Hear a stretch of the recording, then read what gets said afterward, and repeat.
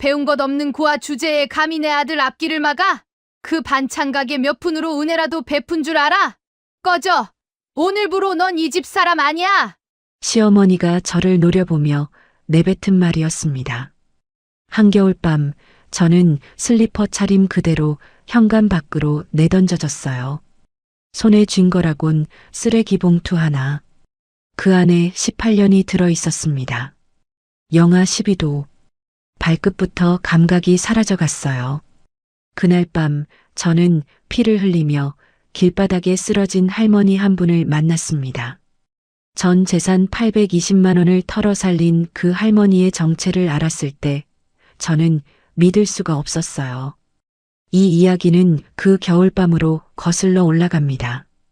이야기 시작 전 구독과 좋아요 부탁드려요. 어디에서 듣고 계신지 적어주시면 그쪽을 향해 복 받으시길 기도드리겠습니다. 저는 8살에 세상에 혼자가 됐습니다. 가을이었어요. 아버지가 운전하고 어머니가 조수석에 앉아 계셨거든요. 학교 학예회를 보러 오시는 길이었습니다. 저는 무대 위에서 리코더를 불고 있었고 부모님은 그 무대를 끝내보지 못하셨어요. 경찰 아저씨가 교무실로 저를 데려갔을 때 선생님이 제 손을 꼭 잡으셨습니다. 그 손이 떨리고 있었어요. 무슨 말인지 이해가 안 됐습니다. 교통사고라는 단어만 머릿속에서 맴돌았거든요. 장례식장에서 친척 어른들이 모여 저를 두고 이야기를 했습니다.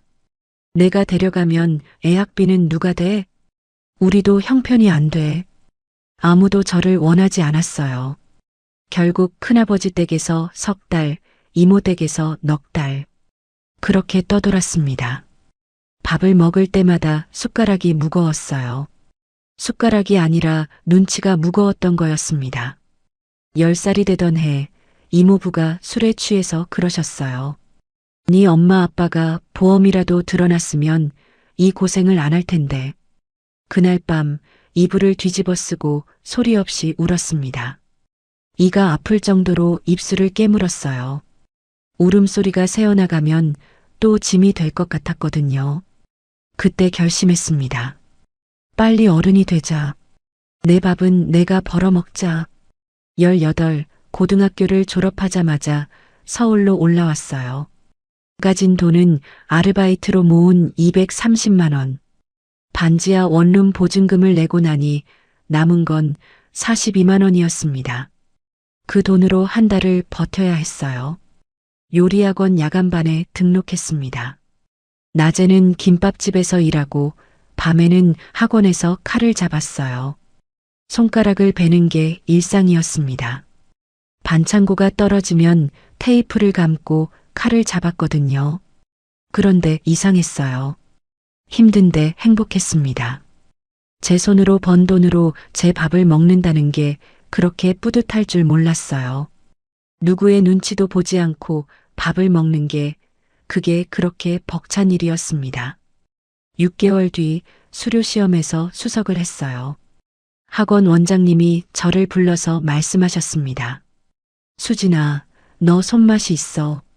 내 반찬은 사람 마음을 편하게 해. 그 말 한마디가 제 인생을 바꿨습니다. 대출을 받아 시장 골목에 3평짜리 가게를 얻었어요. 수진이네 반찬이라고 간판을 달던 날 손이 벌벌 떨렸습니다. 무서웠거든요. 하지만 동시에 태어나서 처음으로 내 것이 생겼다는 기분에 코끝이 찡했어요. 그 일을 만난 건 그 시장에서였습니다. 건설 현장 일용직이었던 그이는 매일 점심시간에 반찬 2가지를 사갔어요. 어묵볶음하고 콩나물 무침. 언제나 똑같았습니다. 어느 날 제가 물었어요. 손님, 매일 같은 반찬만 드시네요. 다른 것도 한번 드셔보세요. 그이가 머쓱하게 웃었습니다. 이 2개가 제일 맛있어서 그래요. 그 웃음이 참 순했어요. 흙먼지가 묻은 작업복을 입고 있었는데 웃을 때 눈이 초승달처럼 휘었거든요. 심장이 한 박자 늦게 뛴 건 그때가 처음이었습니다. 김태호. 그게 그이의 이름이었어요. 연애는 소박했습니다. 시장 뒷골목 분식집에서 떡볶이를 나눠 먹고 한강 둔치를 걸었어요. 그이가 제 손을 처음 잡던 날 손바닥에 굳은 살이 가득했습니다. 저도 마찬가지였어요. 거칠고 갈라진 손. 그런데 그 두 손이 맞닿았을 때 온몸이 따뜻해졌어요. 수진아, 나랑 결혼하자. 지금은 가진 게 없지만 열심히 할게. 평생 잘해줄게. 그 말을 믿었습니다. 의심 같은 건 하지 않았어요. 저는 가족이 필요했고 그이에게서 가족의 온기를 느꼈으니까요. 시어머니는 반대하셨습니다. 고아 출신을 며느리로 들여 집안도 없고 배경도 없는 애를 어디다 내놓겠다고. 그 말이 가슴에 못처럼 박혔어요. 하지만 내색하지 않았습니다. 반찬가게 수입 내역을 보여드리고 매일 새벽같이 시장에 나가 일하는 모습을 보여드렸어요. 석 달을 그렇게 했더니 시어머니가 마지못해 고개를 끄덕이셨습니다. 그래, 돈이라도 잘 벌면 됐지 뭐. 허락이 아니라 타협이었습니다. 하지만 저는 그것만으로도 감사했어요. 가족이 생긴다는 것, 그게 저한테는 세상 전부였거든요. 결혼하고 나서 진짜 시집살이가 시작됐습니다. 남편에게는 남동생이 둘 있었어요. 둘째 태민이는 대학생이었고 막내 태영이는 고등학생이었습니다. 시아버지는 일찍 돌아가셨고 시어머니 혼자 세 아들을 키우셨다고 했어요. 문제는 돈이었습니다. 시어머니의 생활비, 병원비, 태민이 대학 등록금, 태영이 학원비, 전부 제 반찬가게 수입에서 나갔어요. 남편의 일용직 수입은 들쑥날쑥했고 시어머니는 큰 며느리가 살림을 책임져야지라는 말을 입버릇처럼 하셨거든요. 새벽 4시에 일어났습니다. 시장에 가서 재료를 떼오고 반찬을 만들고 가게를 열고 저녁에는 시댁에 가서 밥을 차렸어요. 설거지까지 끝내고 집에 오면 밤 11시. 잠자리에 누우면 몸이 돌덩이처럼 무거웠습니다. 그래도 눈을 감으면 4시간 뒤에 또 알람이 울렸어요. 그 생활을 11년 했습니다. 힘들지 않았느냐고요? 힘들었어요. 매일 힘들었습니다. 그런데 한 가지가 저를 버티게 했어요. 내가 이 집의 가족이다라는 믿음. 그것 하나가 새벽 4시의 알람을 견디게 해줬습니다. 태민이가 교대를 졸업하고 임용시험에 합격한 날이었어요. 저녁을 차려놓고 가족이 둘러앉았는데 태민이가 갑자기 자리에서 일어나더니 저한테 큰 절을 올렸습니다. 형수님, 태민이의 목소리가 떨리고 있었어요.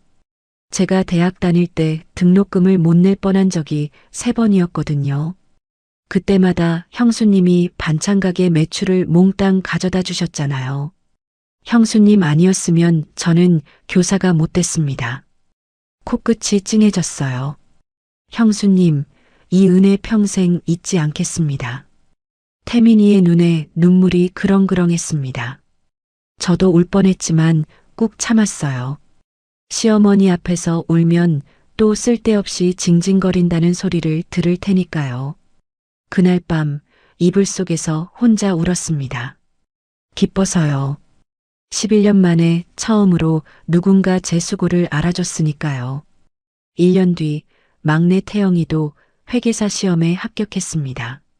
시어머니가 친척들을 불러 잔치를 열었어요. 불고기를 구우면서 시어머니의 목소리가 거실까지 들려왔습니다. 우리 태영이가 회계사가 됐어요. 내가 아들 셋을 혼자 키웠는데 하나는 사장, 하나는 교사, 하나는 회계사야. 어머, 나 자랑 아니야, 자랑 아닌데. 이모가 물었어요. 근데 등록금은 어떻게 됐어? 혼자 셋을 보내려면 돈이 장난이 아니었을 텐데. 시어머니가 웃으며 말했습니다. 아이고, 내가 허리띠 졸라매고 어떻게 했지 뭐. 젓가락이 멈췄습니다. 부엌에서 불고기를 뒤집던 제 손에 힘이 풀렸어요. 11년 동안 새벽 4시에 일어나 반찬 가게를 돌린 건 저였습니다. 등록금을 마련하려고 명절에도 가게 문을 연 건 저였어요. 그런데 그 자리에 제 이름은 없었습니다. 한 글자도요. 목이 메었지만 삼켰습니다. 삼키는 게 습관이 됐으니까요. 그날 밤 가게 뒷정리를 끝내고 혼자 앉았어요. 통장을 꺼냈습니다. 아무에게도 말하지 않은 비상금 통장. 매달 반찬 가게 매출에서 몰래 5만 원씩, 가끔은 3만 원씩 빼놓은 돈이었어요. 7년 동안 모은 금액이 잔고에 찍혀 있었습니다. 820만 원. 이것만은 아무에게도 말하지 말자. 혼잣말이었습니다. 왜 그런 돈을 모았는지 그때는 저도 정확히 몰랐어요. 그냥 불안했거든요. 언젠가 이 집에서 내 자리가 사라질 수도 있다는 설명할 수 없는 두려움 같은 것. 그 820만 원이 나중에 제 인생을 통째로 바꿀 줄은 그때는 꿈에도 몰랐습니다. 남편의 사업이 커지기 시작한 건 결혼한 지 7년째 되던 해였습니다. 처음에는 건설 현장 하도급이었어요. 형틀 짜고 철근 묶고 레미콘 부어가며 몸으로 때우는 일이었거든요. 그런데 그이한테는 사업 감각이라는 게 있었나 봅니다. 하도급에서 원청으로, 원청에서 시행사로. 남편의 회사 이름이 태우건설이 되고 사무실이 컨테이너에서 오피스텔로, 오피스텔에서 강남 사무실로 바뀌는데 4년이 걸렸어요. 결정적이었던 건 서울 외곽 재개발 사업이었습니다. 수백억 규모의 공사를 수주했다는 날 남편이 집에 와서 저를 번쩍 안아 올렸어요. 그때는 아직 그런 사람이었거든요. 수진아, 당신 덕분이야. 당신이 반찬 가게에서 벌어다 준 돈으로 시작한 거잖아. 고마워. 그 말이 진심이라고 믿었습니다. 심장이 따뜻해졌어요. 11년을 버틴 보람이 여기 있구나. 그렇게 생각했거든요. 달라지기 시작한 건 그로부터 6개월 뒤였습니다. 남편이 양복을 맞춰 입기 시작했어요. 넥타이를 고르는데 30분씩 걸렸습니다.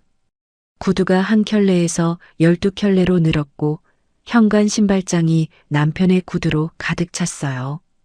외모만 바뀐 게 아니었습니다. 수진아, 이제 그 반찬 가게 좀 접어. 저녁을 먹다가 남편이 불쑥 말했어요. 왜요? 가게가 잘 되는데. 사장 부인이 시장에서 반찬 파는 게 말이 돼? 내 거래처 사람들이 알면 어떡해. 젓가락을 내려놓았습니다. 11년 동안 그 반찬 가게가 이 집을 먹여 살렸다는 걸 이 사람이 정말 잊은 건지 모른 척하는 건지 분간이 안 됐거든요. 여보, 그 가게가 우리 시작인데. 시작은 시작이고 지금은 지금이야. 남편이 젓가락을 다시 들며 말했습니다. 그 목소리에 온기가 없었어요.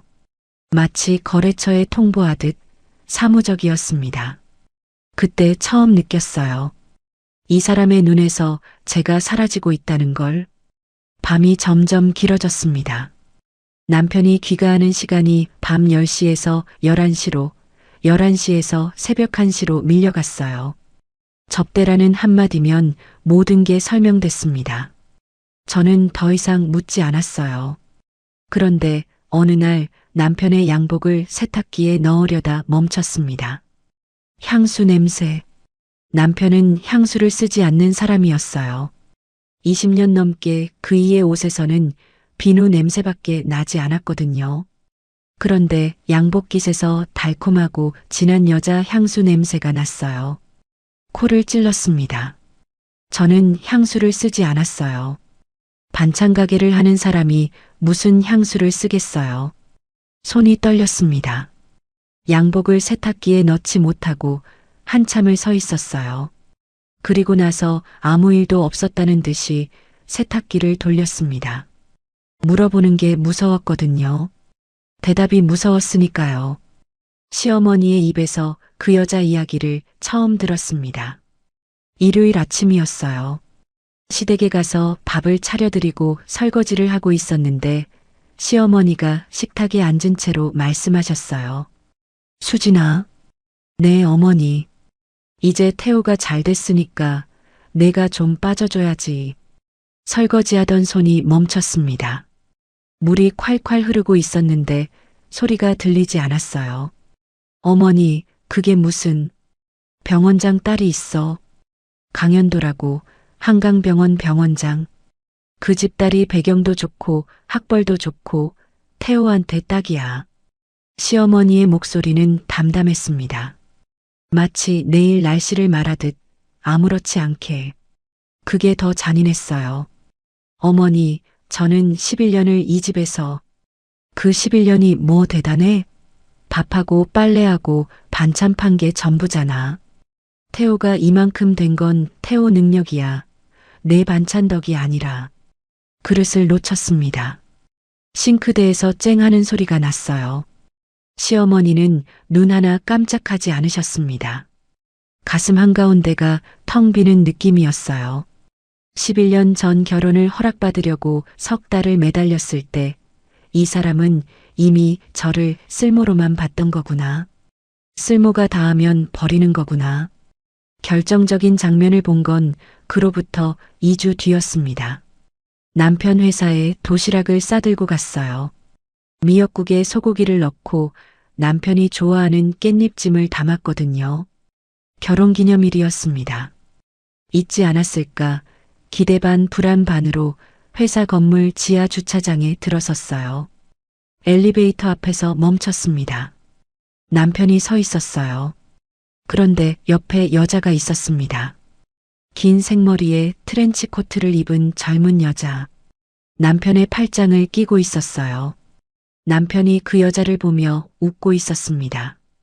제가 11년 동안 보지 못한 웃음이었어요. 살살 녹는 듯한 한없이 부드러운 눈. 도시락 가방이 손에서 미끄러졌습니다. 바닥에 떨어지면서 둔탁한 소리가 났어요. 미역국 국물이 가방 밖으로 새어나왔습니다. 남편이 고개를 돌렸어요. 저와 눈이 마주쳤습니다. 그이의 얼굴에서 웃음이 사라지고 당황과 짜증이 번갈아 지나갔어요. 옆에 여자는 저를 한번 훑어보더니 고개를 돌려버렸습니다. 마치 볼 가치도 없다는 듯이. 다리에 힘이 풀렸지만 서 있었어요. 서 있어야 했습니다. 주저앉으면 다시는 일어나지 못할 것 같았거든요. 그날 밤 남편과 마주 앉았습니다. 여보, 그 여자 누구예요? 목소리가 떨렸어요. 안 떨리려고 했는데 안 됐습니다. 남편이 넥타이를 풀며 말했어요. 저를 보지도 않았습니다. 강민서, 한강병원 강현도 병원장 딸이야. 그러니까 누구냐고요? 만나고 있어. 세 글자였습니다. 만나고 있어. 11년을 한 단어로 끊어버리는데 세 글자면 충분했어요. 이혼하자, 수진아. 깔끔하게 정리하면 위자료 줄게. 심장이 쿵 하고 내려앉았습니다. 위자료라는 단어가 머릿속에서 맴돌았어요. 18년인데, 18년이에요. 연애까지 합치면 18년을 바쳤는데 위자료로 정리가 돼요? 목이 메어서 말이 제대로 나오지 않았습니다. 눈물이 차올랐지만 삼켰어요. 이 사람 앞에서 울고 싶지 않았거든요. 남편이 한숨을 쉬었습니다. 귀찮다는 한숨이었어요. 빨리 정리하는 게 서로 좋아. 질질 끌면 너한테도 안 좋아. 서로 좋다는 말. 그 서로에 저는 포함되어 있지 않았습니다. 며칠 뒤 모르는 번호로 전화가 왔어요. 이수진 씨죠? 여자 목소리였습니다. 차갑고 단단한 목소리. 네, 누구신데요? 강민서예요. 태호 씨 옆에 있던 사람이요. 심장이 멈추는 줄 알았어요. 전화기를 쥔 손에 땀이 났습니다. 깨끗하게 물러나시는 게 서로 좋지 않을까요? 태호 씨는 이제 제 옆이 어울려요. 시장 반찬 가게하고는 맞지 않거든요. 전화기를 꽉 쥐었습니다. 손가락이 하얗게 질릴 정도로. 이수진 씨? 대답하지 않았어요. 대답할 수가 없었습니다. 목구멍이 막혀서가 아니었어요.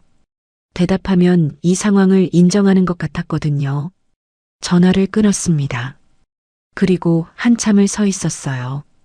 부엌 싱크대 앞에서 수도꼭지를 틀지도 않고 마지막으로 붙잡은 건 태민이었습니다. 태민아. 전화를 걸었어요. 목소리가 가늘게 떨리고 있었을 겁니다. 형수님? 무슨 일이에요? 태민아, 형이 이혼하자고 해. 다른 여자가 있대. 전화기 너머로 짧은 침묵이 흘렀습니다.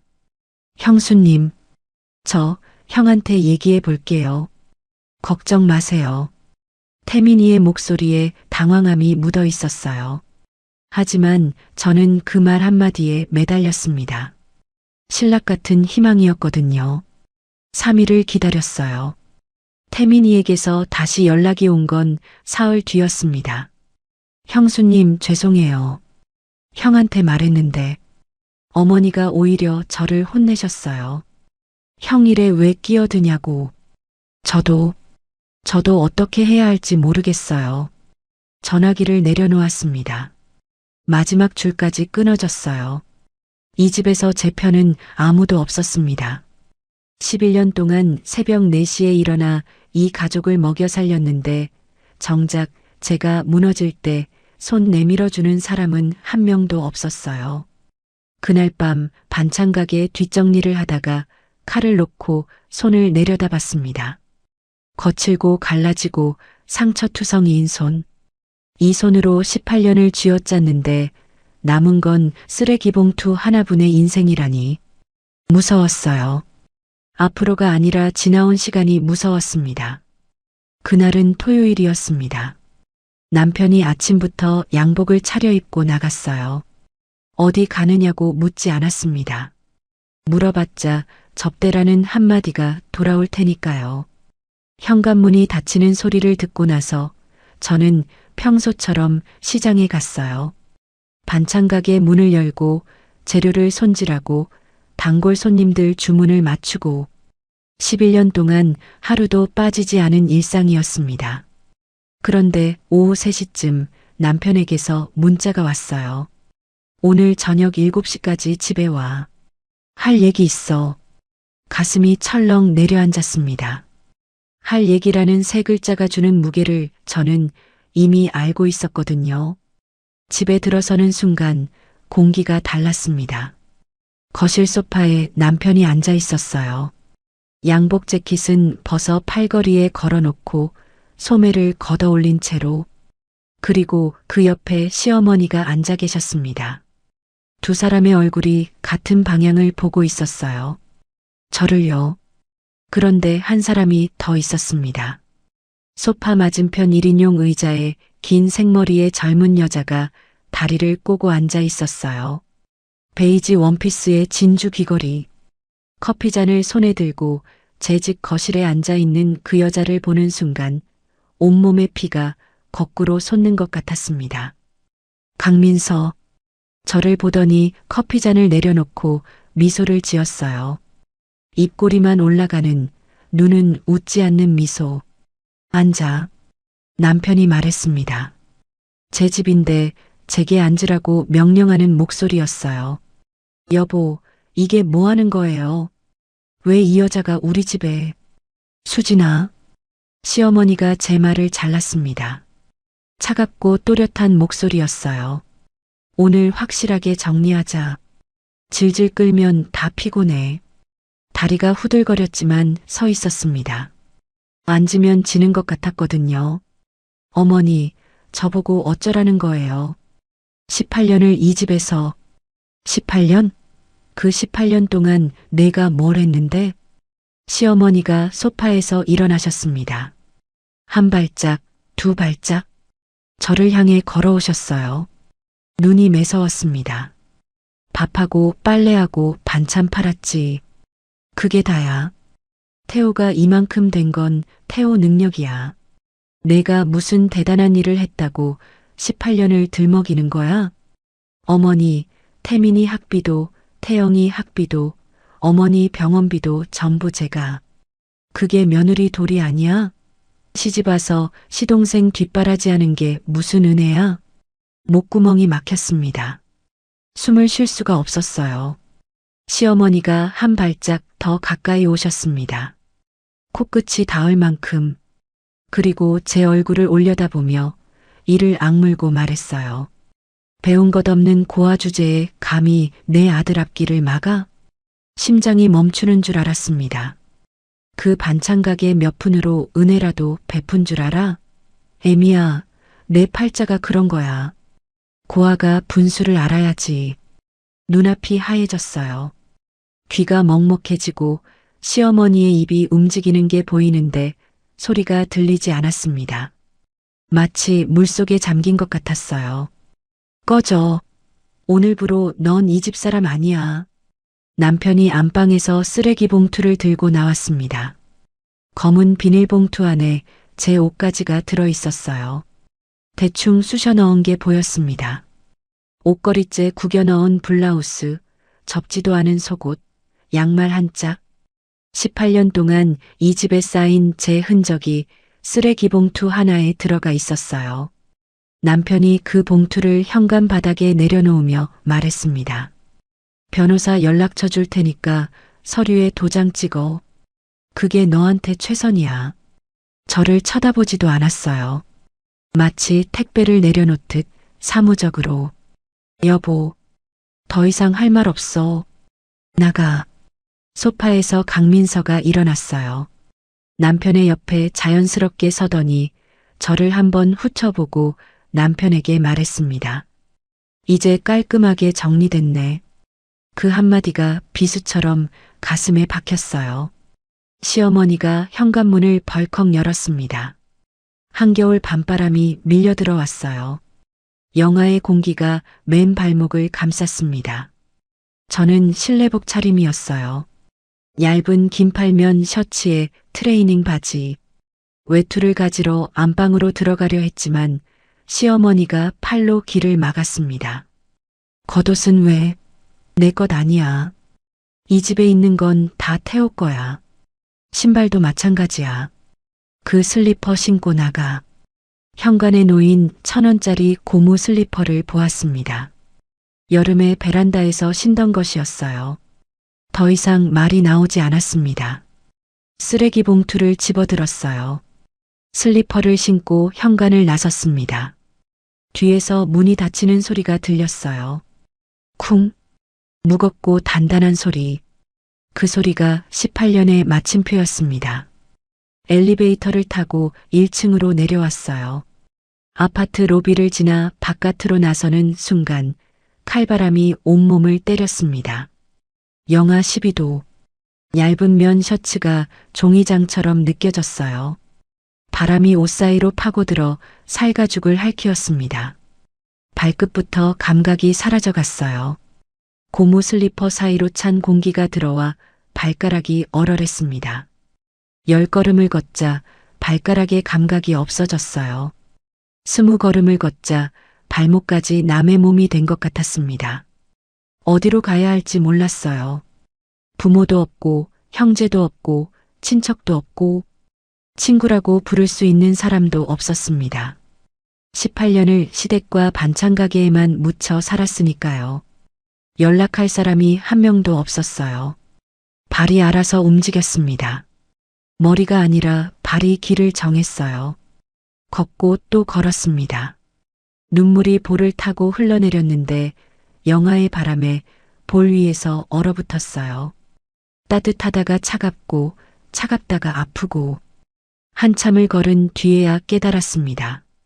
제가 시장 쪽으로 걷고 있었다는 걸요. 반찬 가게. 18년 동안 제 몸의 일부였던 곳.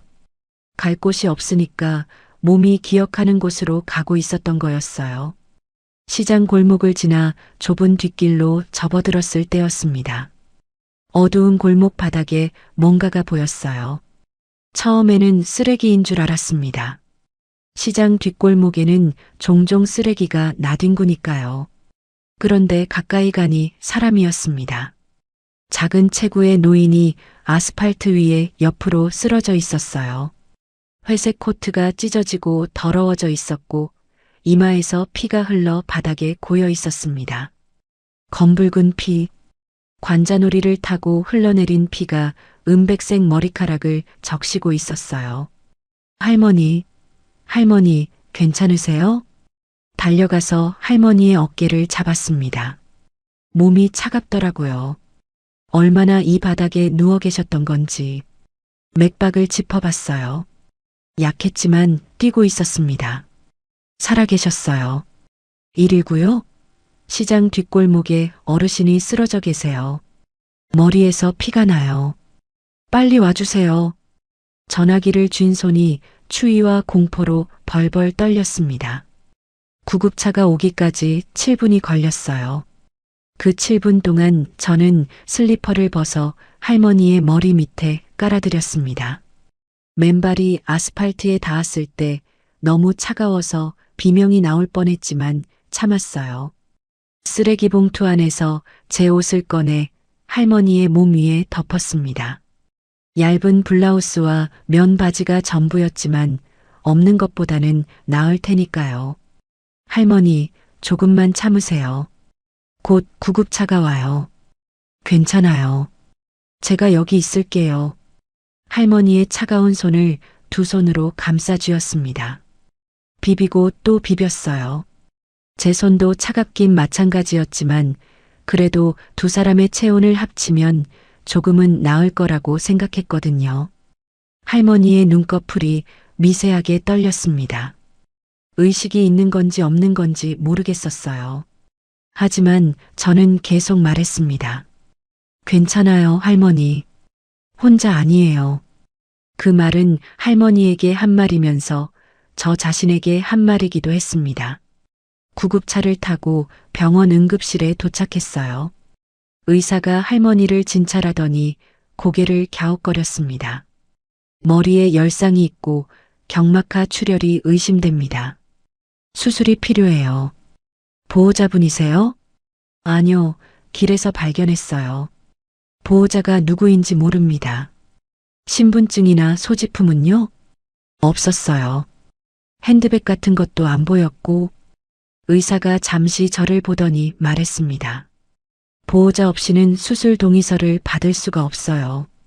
그리고 치료비 선납도 하셔야 합니다. 치료비. 주머니 속 비상금 카드가 손끝에 닿았습니다. 820만 원. 7년 동안 몰래 모은 돈. 혹시 모를 때를 위해 아껴놓은 제 인생의 마지막 안전망. 잠깐 망설였어요. 1초, 2초, 3초. 그런데 응급실 침대 위에 누워있는 할머니의 얼굴이 보였습니다. 피범벅이 된 은백색 머리카락, 가늘게 떨리는 눈꺼풀, 아무도 없는 길바닥에서 혼자 피를 흘리고 계셨던 분. 저와 같았어요. 이 밤에 아무도 없는 사람, 세상에 혼자인 사람. 카드를 꺼냈습니다. 접수 창구로 걸어가서 카드를 밀어 넣었어요. 전액 선납합니다. 수술 진행해 주세요. 동의서는 제가 서명할게요. 접수 직원이 눈을 동그랗게 떴습니다. 보호자가 아니신데 서명하시겠다고요? 전액이요? 네. 이 할머니 돌아가시게 놔둘 수는 없잖아요. 목소리가 의외로 단단하게 나왔습니다. 제가 놀랐어요. 30분 전까지 쓰레기 봉투를 안고 울던 사람이 맞나 싶었거든요. 수술실 앞 복도에 앉아 기다렸습니다. 플라스틱 의자가 차가웠어요. 실내복 차림에 외투도 없으니 병원 복도의 냉기가 뼈까지 스며들었습니다.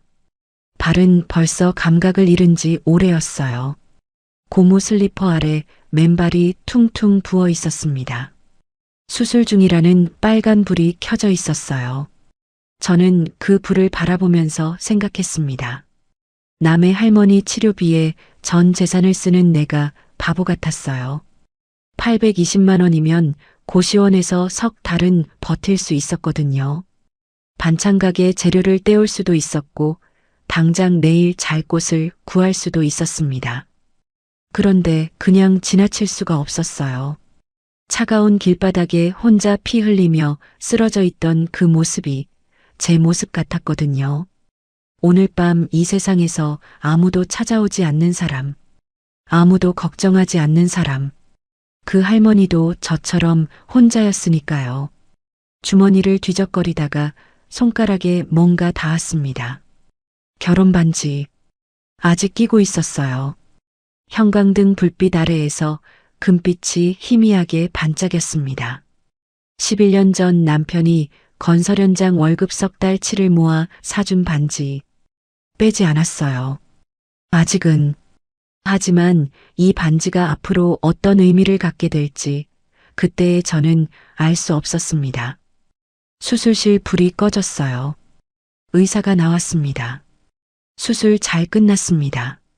경막하 혈종 제거했고 지금은 안정 상태예요. 고령이시라 회복에 시간이 걸리겠지만 생명에는 지장 없습니다. 무릎에 힘이 풀려 주저앉을 뻔했습니다. 가슴을 짓누르던 무게가 한꺼번에 빠져나갔어요. 살았구나. 할머니가 살았구나. 감사합니다. 정말 감사합니다.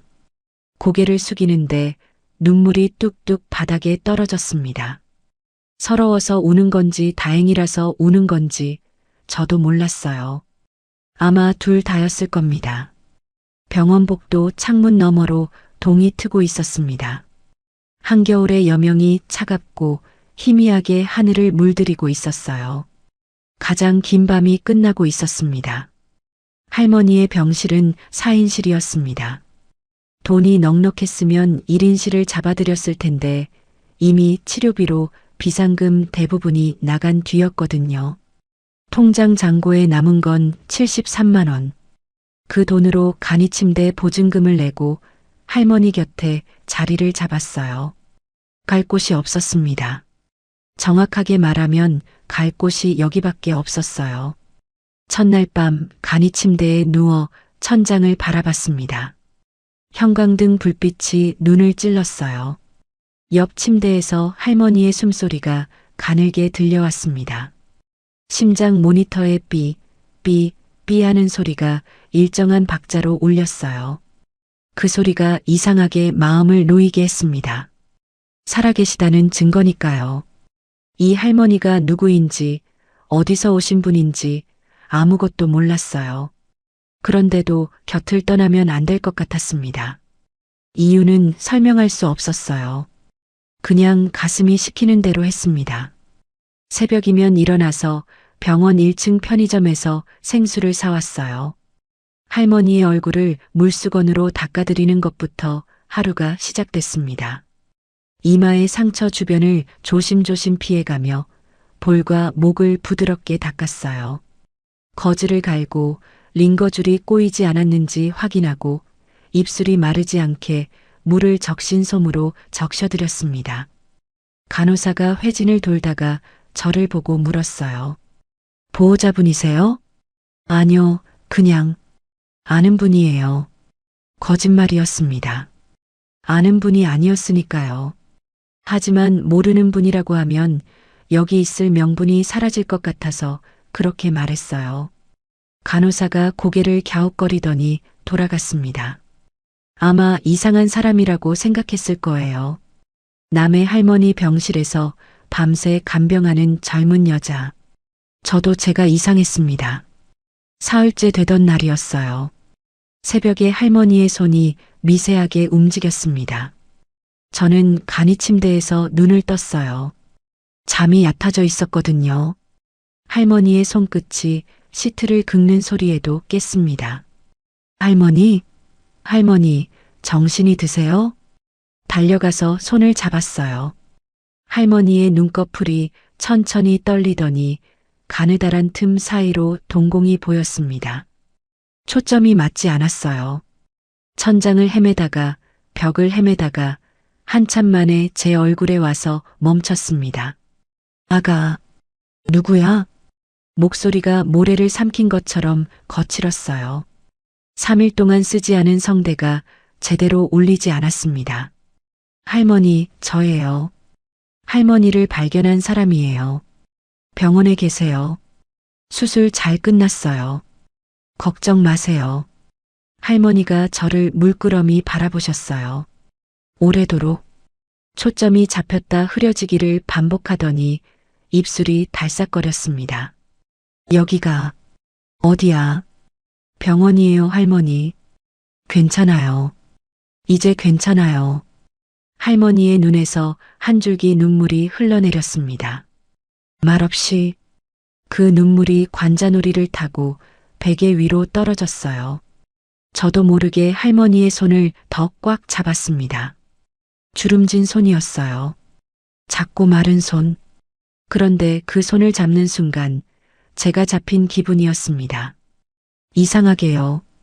의식이 돌아온 뒤에도 할머니의 상태는 좋지 않았어요. 의사가 설명했습니다. 외상성 뇌손상으로 인해 일시적 인지장애가 있습니다. 기억이 혼란스럽고 진압력이 떨어질 수 있어요.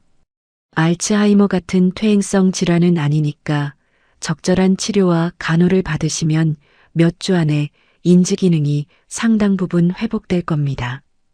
그 말은 희망이었지만 현실은 녹록하지 않았어요.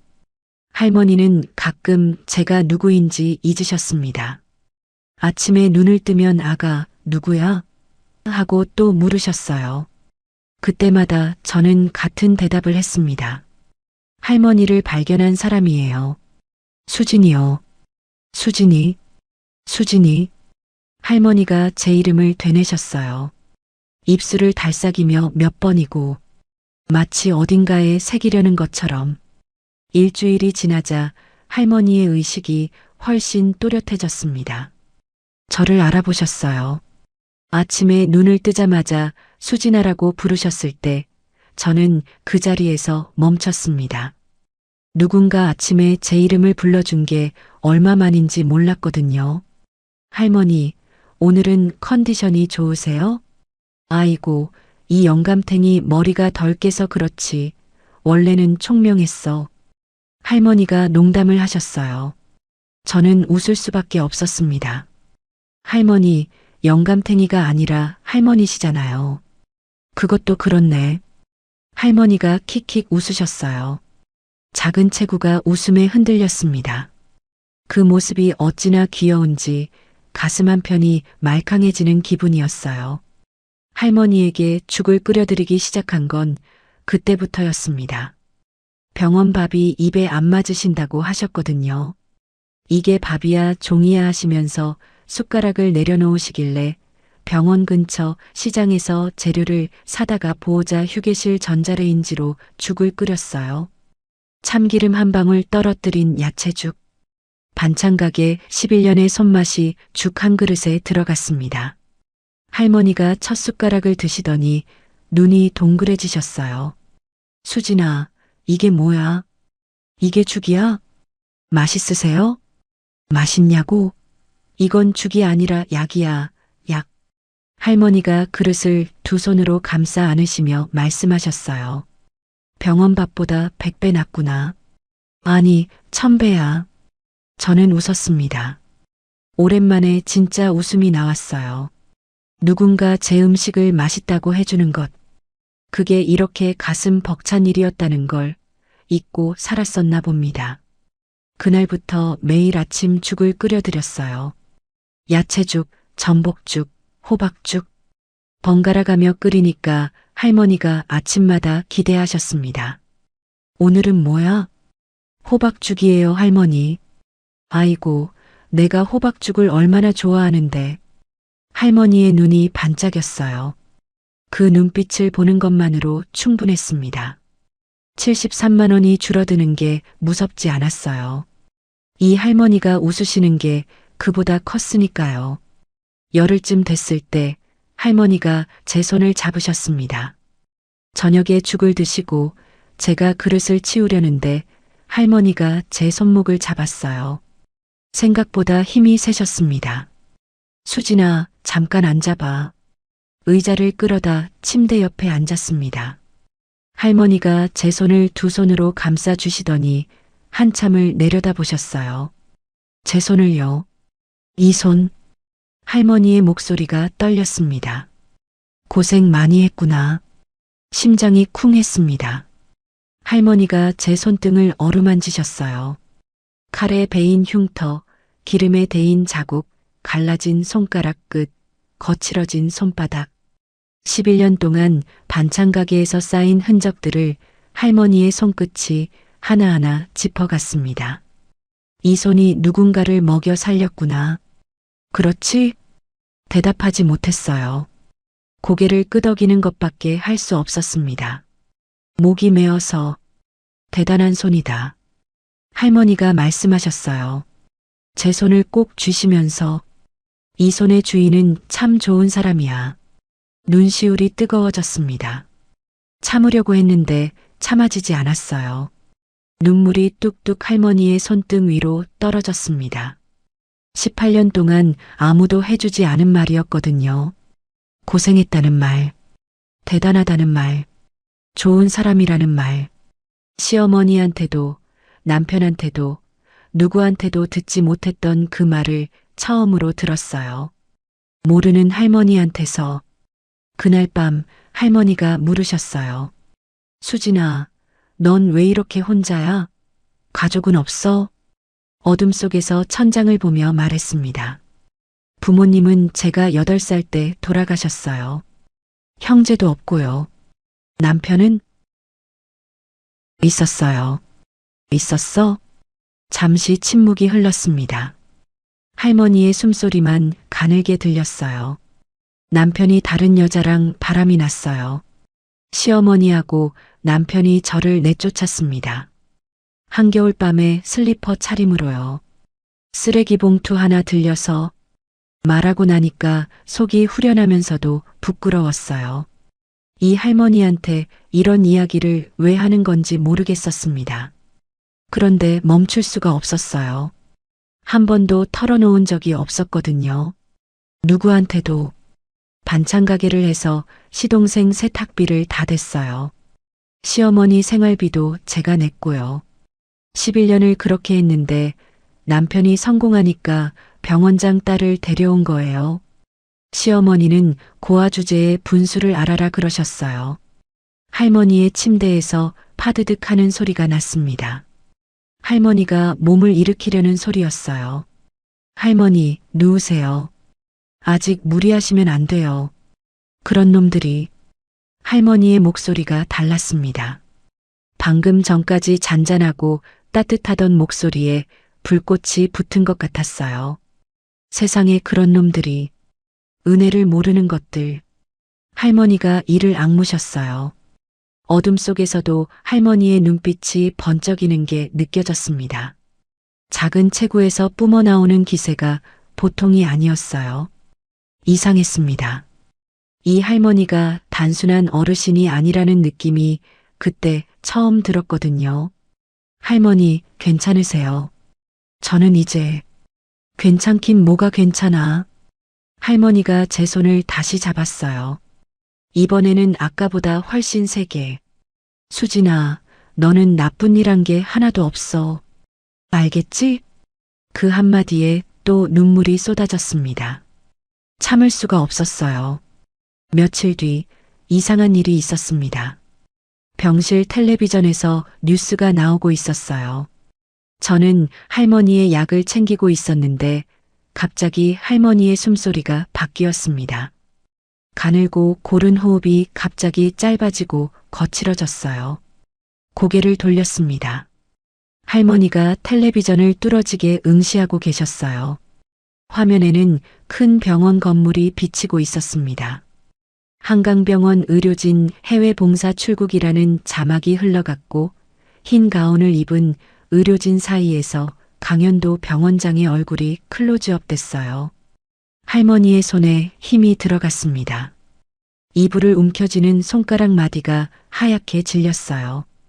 눈이 커졌습니다. 동공이 흔들렸어요. 할머니, 왜 그러세요? 할머니가 텔레비전에서 시선을 떼지 못하고 계셨어요. 입술이 달싹거렸지만 소리가 나오지 않았습니다. 마치 그 화면 속 사람을 알고 계시는 것처럼. 할머니, 아니다. 할머니가 겨우 시선을 돌리셨어요. 아무것도 아니야. 목소리가 가라앉아 있었습니다. 하지만 할머니의 눈은 아무것도 아니라고 말하고 있지 않았어요. 그 안에서 뭔가가 타고 있었습니다. 분노인지 두려움인지 아니면 둘 다인지 이불을 쥔 할머니의 손이 미세하게 떨리고 있었어요. 저는 아무것도 묻지 않았습니다.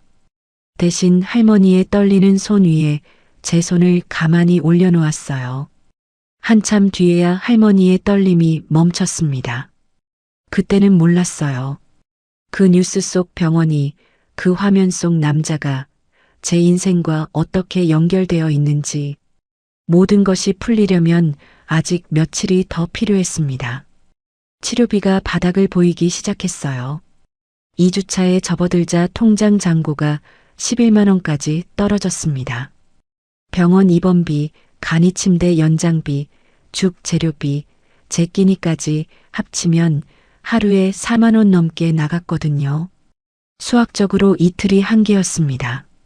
밤에 할머니가 잠든 뒤 화장실 거울 앞에 섰어요. 거울 속에 저는 처참했습니다.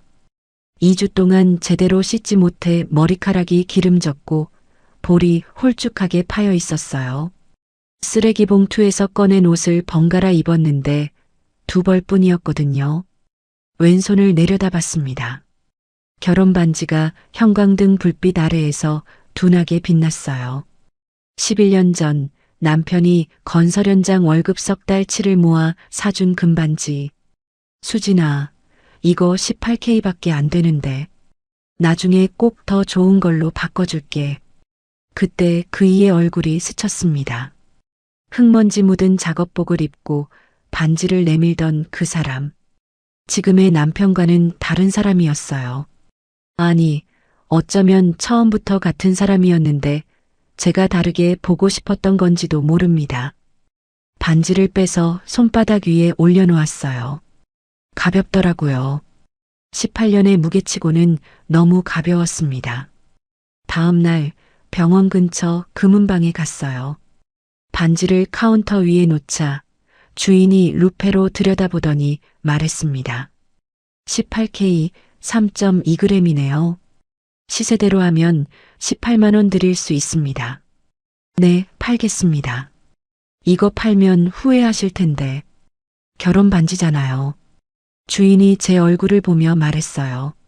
아마 눈이 충혈되고 볼이 파인 제 얼굴이 심상치 않아 보였나 봅니다. 후회할 것도 없어요. 저는 카운터 위에 반지를 바라보며 말했습니다. 이 반지에 담긴 약속은 이미 깨졌으니까요. 금은방을 나서면서 왼손 약지를 만져봤어요. 11년 동안 반지가 있던 자리에 하얀 자국이 남아 있었습니다. 햇빛을 보지 못한 피부. 그 자국이 사라지는데 얼마나 걸릴지 모르겠었어요. 하지만 한 가지는 확실했습니다. 돌아가지 않을 거라는 것. 그 집에도 그 사람에게도. 18만 원을 손에 쥐고 병원으로 돌아가면서 발걸음이 이상하게 가벼웠어요. 무언가를 잃은 건데 얻은 것 같은 설명할 수 없는 가벼움이었습니다. 그날은 할머니의 상태가 눈에 띄게 좋아진 날이었습니다. 아침에 죽을 드시더니 숟가락을 내려놓고 말씀하셨어요. 수진아, 오늘은 좀 안 쳐다오. 누워만 있으니까 등이 썩겠어. 침대 각도를 올려드리고 등 뒤에 베개를 괴어드렸어요. 할머니가 창밖을 바라보셨습니다. 겨울 햇살이 유리창을 통해 들어와 할머니의 은백색 머리카락 위에 내려앉았어요. 그 모습이 참 고왔습니다. 날이 좋구나. 네, 할머니. 오늘은 바람도 안 불어요. 수진아. 네. 넌 여기서 매일 뭘 먹고 사니? 들켰습니다. 사실 저는 끼니를 제대로 먹지 못하고 있었어요. 할머니 죽 재료비를 아끼려고 저는 편의점 삼각김밥 하나로 하루를 버티고 있었거든요. 가끔은 그것도 안 먹었습니다.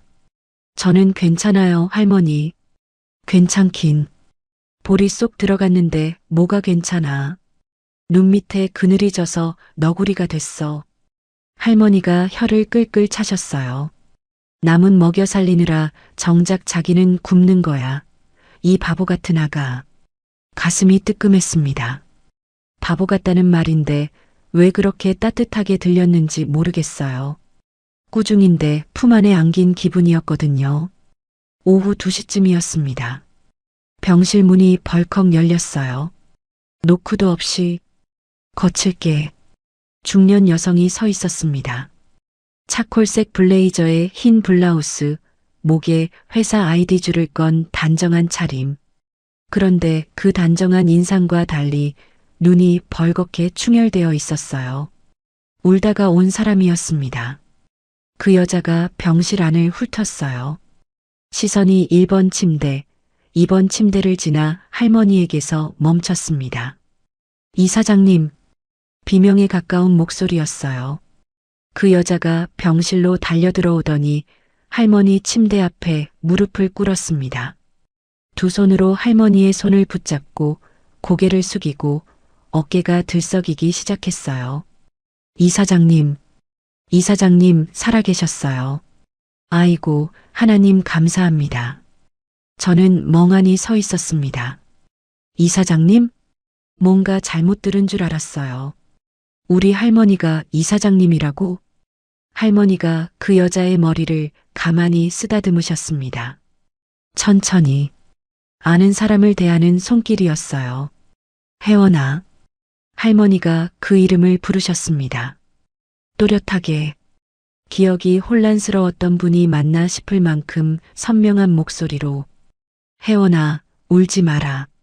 나 안 죽었어. 그 여자는 정혜원.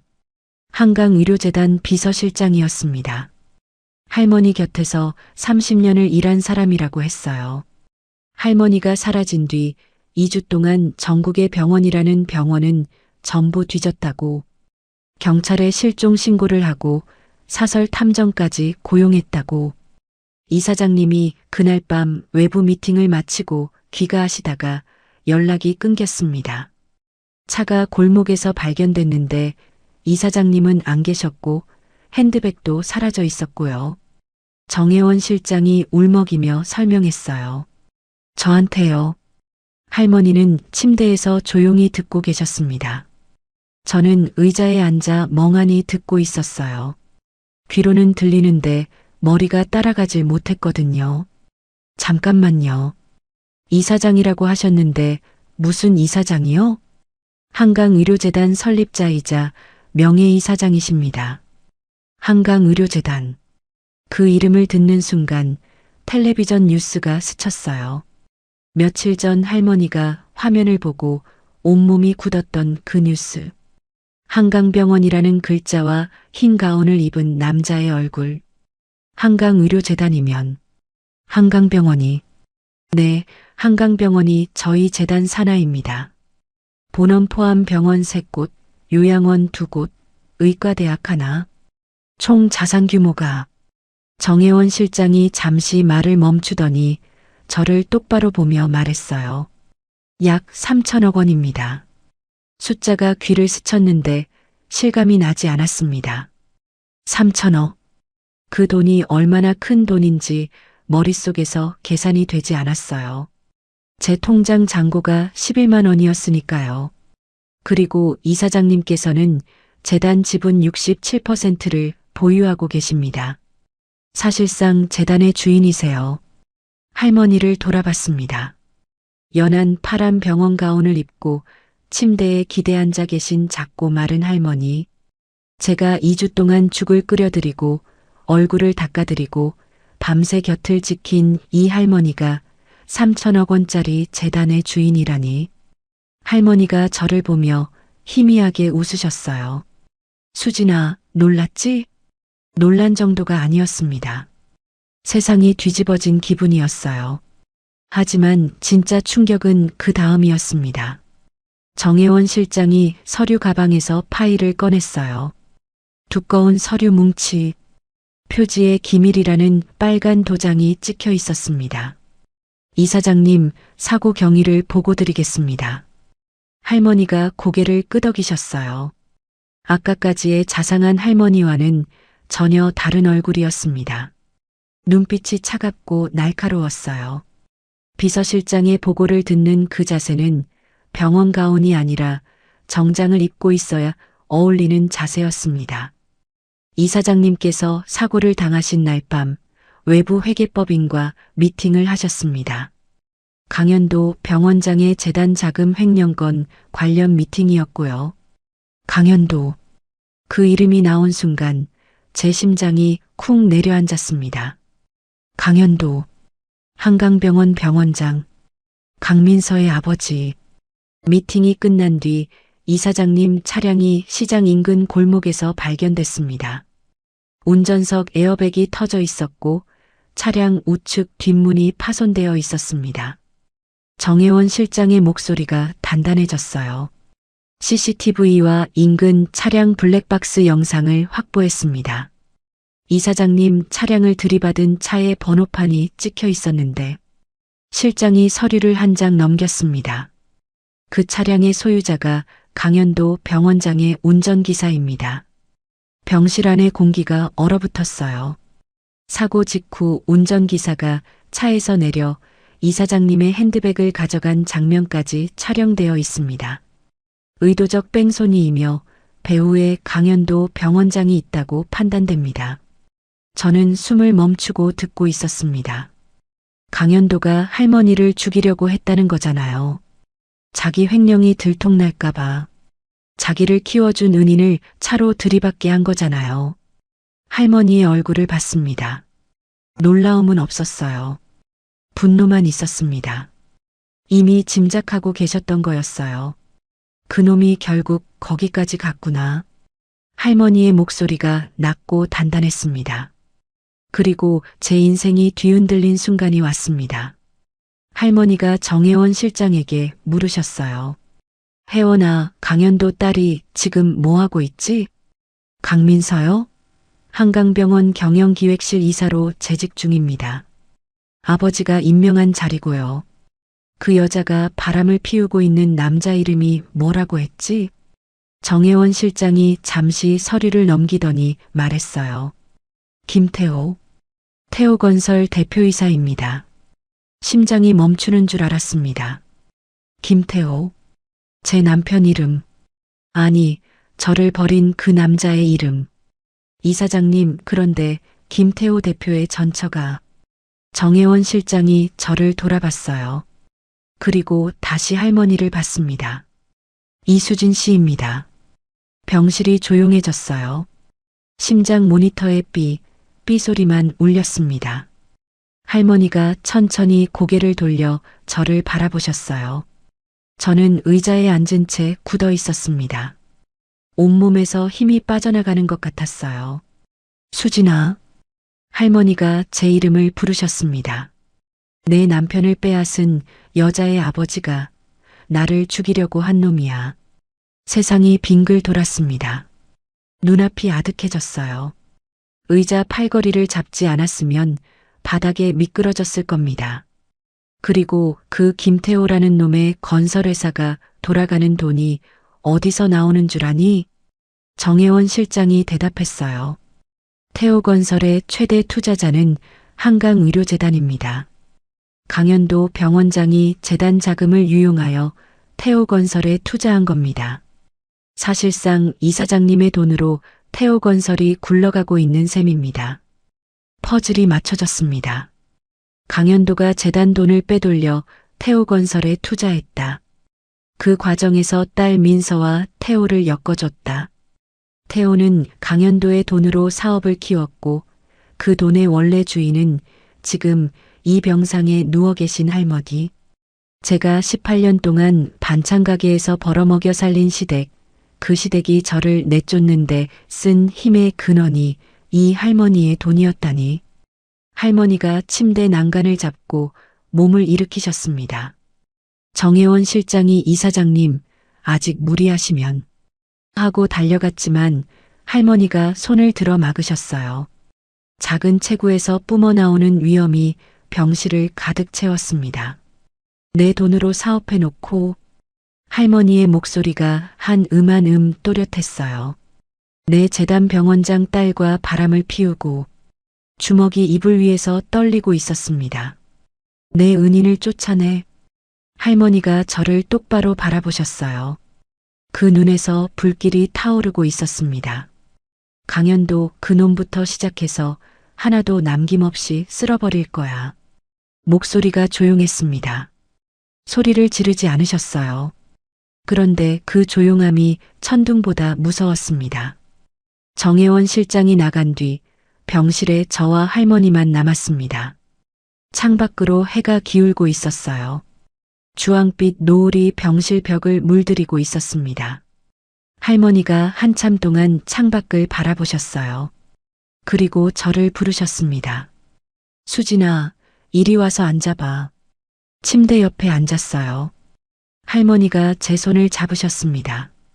아까 분노에 불타던 손이 지금은 따뜻했어요. 수진아, 나한테는 자식이 없어. 할머니의 목소리가 잔잔해졌습니다. 남편하고 평생을 재단에 바쳤는데 남편은 먼저 가고 자식은 끝내 생기지 않았어. 그래서 강현도를 키웠지. 내 아들처럼. 그놈한테 병원장 자리도 주고 집도 사주고 딸까지 좋은 학교 보내줬어. 할머니의 눈가에 주름이 깊어졌어요. 근데 그놈이 내 돈을 훔치고 나를 죽이려 했어. 40년을 키운 놈이. 쓸쓸한 목소리였습니다. 분노 뒤에 숨어있던 상처가 그제야 보였어요. 그래서 그런지 내가 더 기특하다. 할머니가 제 손을 꼭 쥐셨어요. 나를 알지도 못하면서 전 재산을 털어 살려줬잖아. 결혼 반지까지 팔아가면서 2주를 밤새 곁에서 지켰잖아. 죽도 끓여주고 얼굴도 닦아주고. 할머니, 그건 내가 40년을 키운 놈은 나를 죽이려 했는데 이틀도 안 된 인연이 나를 살렸어. 할머니의 눈에 물기가 어렸습니다. 수진아, 너를 내 딸로 삼고 싶다. 숨이 멈췄어요. 내 수양딸이 되어다오. 법적으로 이 늙은이의 마지막 가족이 되어줘.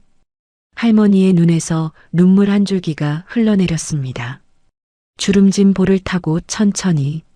78년을 살아온 사람의 눈물은 무겁더라고요. 저도 울었습니다. 대답 대신 할머니의 손을 두 손으로 감싸쥐었어요. 말이 나오지 않았거든요. 고개만 끄덕였습니다. 한 번, 두 번, 세 번. 어머니. 겨우 한마디가 나왔어요. 감사합니다, 어머니.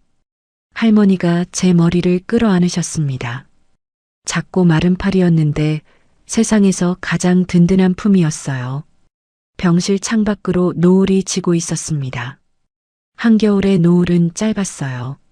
하지만 그 짧은 시간 동안 병실 안이 온통 주황빛으로 물들었습니다. 가장 길었던 겨울이 끝나려 하고 있었습니다. 한 달이 지났습니다. 할머니는 퇴원하셨어요. 아니, 이제부터는 어머니라고 불러야 맞겠지요. 어머니의 집은 서울 성북동에 있었습니다. 대문을 들어서는 순간 다리가 멈췄어요. 집이 아니라 작은 공원 같았거든요. 정원에 소나무가 줄지어 서 있었고 돌담길이 현관까지 이어져 있었습니다. 본체만 해도 제가 살던 아파트의 4배는 돼 보였어요. 수진아, 왜 서 있어? 들어와.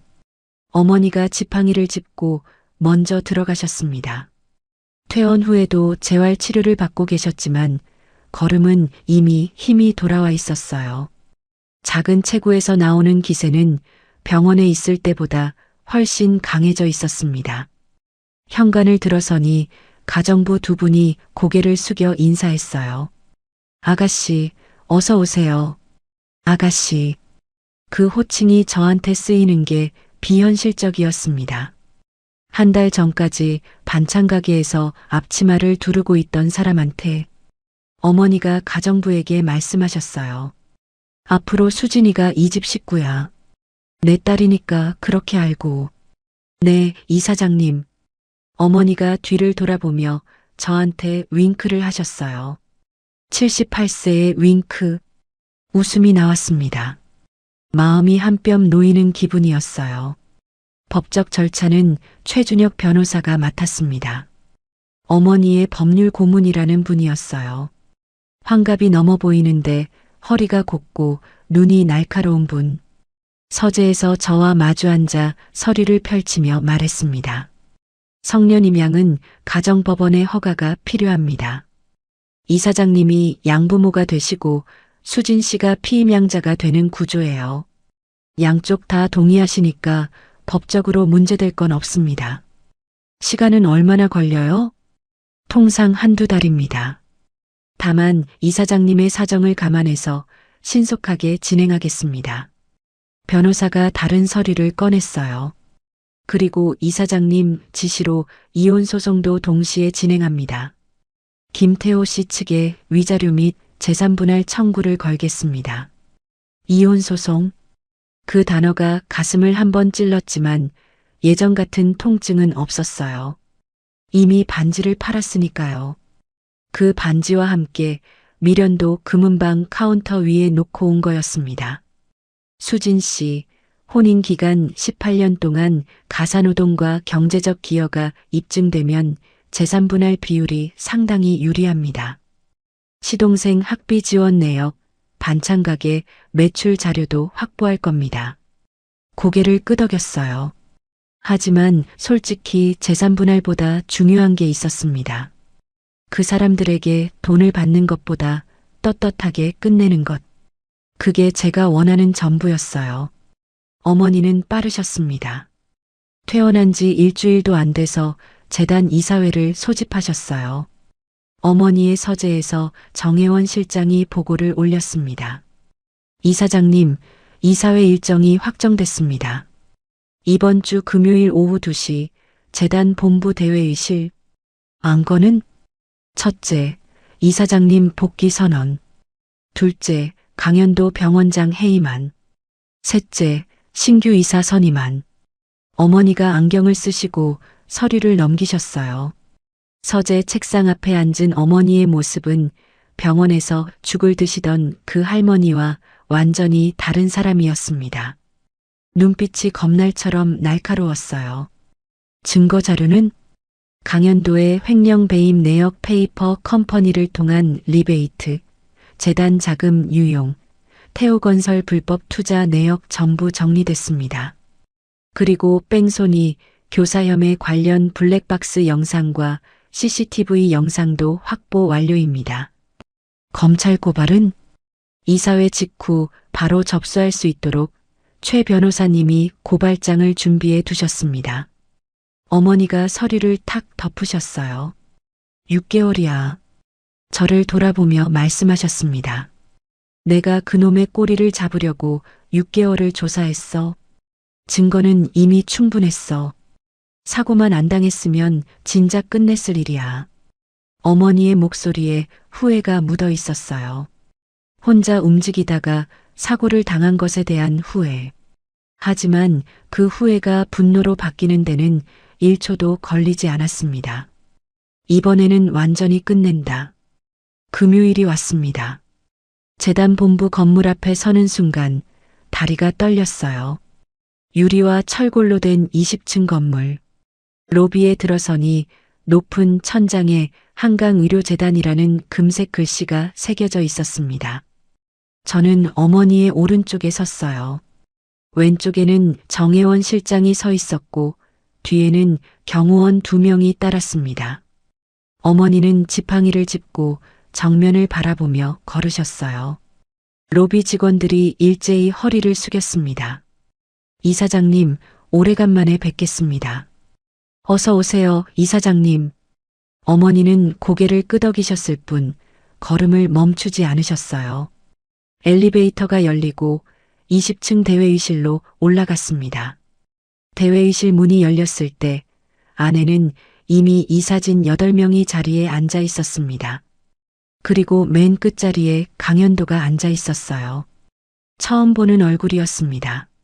하지만 텔레비전 뉴스에서 본 그 얼굴. 키가 크고 마른 체형의 금태 안경, 흰 가운 대신 짙은 정장을 입고 있었지만 날카로운 인상은 똑같았어요. 강현도가 어머니를 보는 순간 얼굴이 굳었습니다.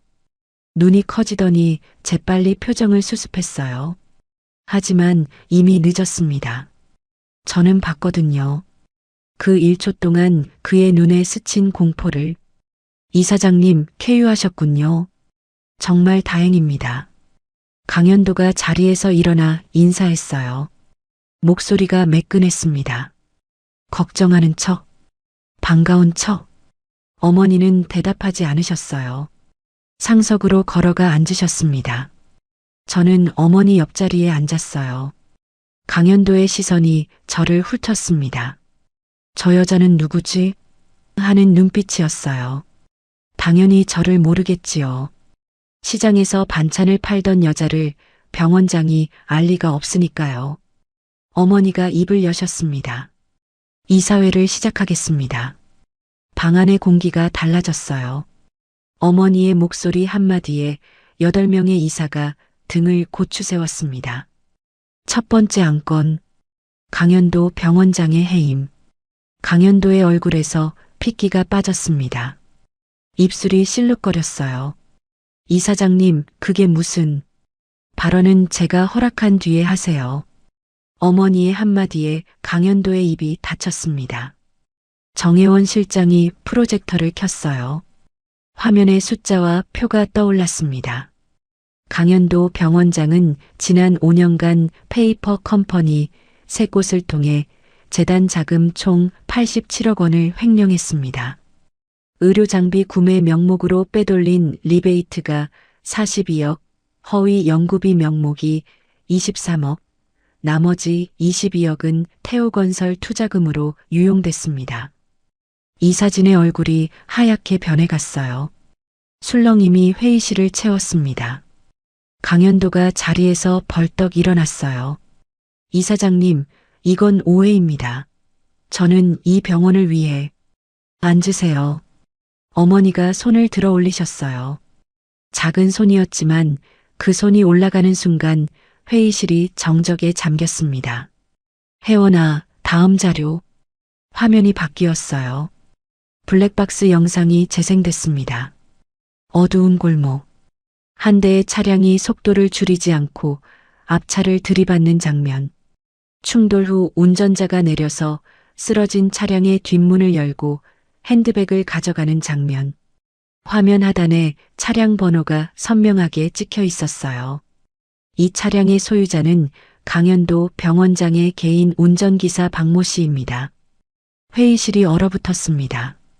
강현도 병원장이 저의 횡령 조사를 인지한 뒤 저를 제거하기 위해 뺑소니를 교사한 것으로 판단됩니다. 강현도의 얼굴이 잿빛으로 변했어요. 입술이 파르르 떨리고 있었습니다. 이마에 땀이 송글송글 맺혀 있었어요. 이사장님, 이건 저와 무관합니다. 저는 몰랐습니다. 그 운전기사가 단독으로... 강현도. 어머니가 이름을 부르셨어요. 병원장이라는 직함 없이 이름만. 내가 이 병원을 위해 내 돈을 빼돌리고 나를 죽이려 한 게 이 병원을 위해서였냐? 강현도의 무릎이 흔들렸습니다. 의자 등받이를 잡은 손가락 마디가 하얗게 질려 있었어요. 어머니가 정혜원 실장에게 고개를 끄덕이셨습니다. 회의실 문이 열리고 경찰 2명이 들어왔어요. 강현도 씨, 업무상 횡령 및 특수상해 교사 혐의로 체포합니다. 강현도의 다리에서 힘이 빠졌습니다. 의자에 주저앉았어요. 경찰이 양쪽에서 팔을 잡고 일으켜 세웠습니다. 금태 안경이 바닥에 떨어져 깨졌어요. 이사장님, 잠깐만. 제가 설명하겠습니다. 제발. 끌려나가면서 소리를 질렀지만 어머니는 고개도 돌리지 않으셨어요. 회의실 문이 닫혔습니다. 이사회는 만장일치로 강현도 해임을 의결했습니다. 그리고 2번째 안건으로 넘어갔어요. 신규 이사 선임안. 한강의료재단 이사로 윤수진을 추천합니다. 윤수진. 제 새 이름이었습니다. 입양 절차가 완료되면 성이 윤으로 바뀌게 돼요. 아직 법적으로는 이수진이었지만 어머니는 이미 저를 그렇게 부르고 계셨습니다. 이사진이 저를 바라봤어요. 8쌍의 눈, 의아함과 경계와 호기심이 섞인 시선들. 어머니가 말씀하셨습니다. 이 사람은 제 수양딸입니다. 그리고 제 생명의 은인이에요. 잠깐의 침묵 뒤 이사진이 고개를 끄덕이기 시작했어요. 어머니가 지분 67%를 갖고 계시니 사실상 어머니의 결정이 곧 의결이었습니다. 만장일치. 한강의료재단 이사 윤수진을 선임합니다. 의장인 어머니가 의사봉을 두드리셨어요. 탁, 탁, 탁. 그 소리가 회의실에 울려 퍼졌습니다. 저는 자리에 앉아 손을 무릎 위에 올려놓고 있었어요. 거칠고 상처투성이인 손. 반찬가게에서 칼을 잡던 이 손이 3천억 원짜리 재단의 이사가 됐습니다. 실감이 나지 않았어요. 꿈을 꾸는 것 같았습니다. 이사회가 끝난 뒤 어머니가 저를 로비까지 데리고 나오셨어요. 1층 로비에 기자들이 대기하고 있었습니다. 카메라 플래시가 터졌어요. 정혜원 실장이 미리 언론에 통보한 것이었습니다. 어머니가 마이크 앞에 서셨어요. 오늘 한강의료재단은 전 병원장 강연도를 횡령 및 특수상해, 교사 혐의로 해임하고 검찰에 고발했습니다. 그리고 제 수양딸이자 한강의료재단의 새 이사, 윤수진을 소개합니다. 카메라가 일제히 저를 향했어요. 플래시가 쏟아졌습니다. 눈이 부셨어요. 저는 카메라 앞에 선 적이 한 번도 없었거든요. 시장 반찬가게 앞에서 김치를 담던 사람이 카메라 앞에 서 있다니. 어머니가 제 손을 잡아주셨어요. 작은 손이었지만 그 손을 잡는 순간 떨림이 멈췄습니다. 그날 저녁 뉴스에 제 얼굴이 나왔다고 태민이에게서 전화가 왔어요. 형수님, 태민이의 목소리가 떨리고 있었습니다. 뉴스에서 형수님을 봤어요. 한강의료재단 이사라고. 형수님 괜찮으세요? 어디 계세요? 태민아, 나는 괜찮아. 걱정해줘서 고마워. 형수님. 태민이가 울먹이기 시작했어요. 형수님 죄송합니다. 그때 제가 더 나섰어야 했는데, 어머니한테 한마디라도 더 해야 했는데 저는 비겁하게 입을 다물었어요. 코끝이 찡해졌습니다. 태민아, 너까지 미워하면 나한테 남는 사람이 없잖아. 형수님, 너는 달라. 그때도 나한테 전화를 해줬잖아. 그것만으로 충분해. 전화기 너머로 태민이의 흐느낌이 들려왔어요. 저도 눈물이 났지만 참았습니다. 이제는 우는 것 말고 할 일이 있었으니까요. 태민아, 그리고 태영이한테도 전해줘. 너희는 내 동생이야. 그건 변하지 않아. 전화를 끊고 창밖을 바라봤어요. 성북동 어머니 집 2층 창문으로 서울의 야경이 보였습니다. 반짝이는 불빛들. 한 달 전 영하 12도의 거리에서 쓰레기 봉투를 안고 울던 제가 여기 서 있다는 게 믿기지 않았어요. 하지만 아직 끝나지 않았습니다. 강연도는 잡혔지만 그 딸 강민서와 남편 김태호는 아직 남아 있었어요. 그리고 시어머니도. 어머니가 서재에서 저를 부르셨어요. 수진아, 들어와봐. 서재에 들어서니 어머니가 서류를 펼쳐놓고 계셨습니다. 태호건설에 대한 재단 투자금 전액 회수 통보를 내일 발송한다. 그러면 태호건설이 부도가 나겠지. 어머니가 안경 너머로 저를 바라보셨어요. 수진아, 내가 결정해. 이건 내 인생이니까. 내가 이 결정을 내리기 전에 내 마음을 듣고 싶어. 잠시 생각했습니다. 18년이 스쳐갔어요. 시장에서 반찬 팔며 학비를 댔던 날들. 새벽 4시의 알람. 시어머니의 고아 주제에. 남편의 이혼하자. 한겨울밤 슬리퍼 차림으로 쫓겨나던 그 순간. 어머니, 제 목소리가 놀라울 만큼 담담하게 나왔습니다. 해주세요.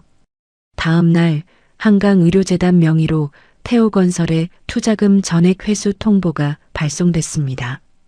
그로부터 3일 뒤 태호건설은 부도 처리됐어요.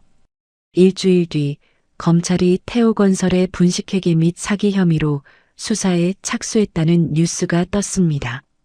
김태호의 자산이 동결됐어요. 정혜원 실장이 보고해 주었습니다. 태호건설 법인 계좌가 전부 동결됐습니다. 개인 자산도 가압류 들어갔고요. 강민서는 한강병원에서 즉시 해고 조치됐습니다. 강민서의 반응은요? 아버지 체포 소식에 패닉 상태라고 합니다. 김태호 씨에게 도움을 요청했지만 김태호 씨 본인도 자산 동결 상태라 어떻게 할 수 없는 상황이고요. 저는 조용히 듣고 있었어요. 통쾌하냐고요? 솔직히 말하면 통쾌하지 않았습니다. 시원하지도 않았어요. 그냥 담담했습니다.